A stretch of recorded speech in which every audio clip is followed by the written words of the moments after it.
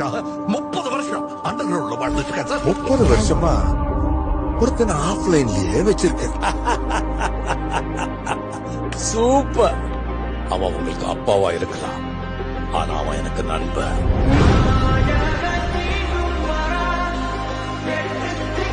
பத்து வருஷம் உள்ள இருந்தது மட்டும்தான் சார் தெரியும்.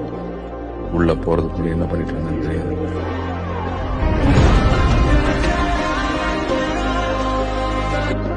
ஒரே ஒரு தத்துவ ஃபேக்டரி அழிச்சதால மட்டும் எல்லா பிரச்சனையும் சால்வ் ஆயிடும் நினைக்கிறியா பார்த்திபன்?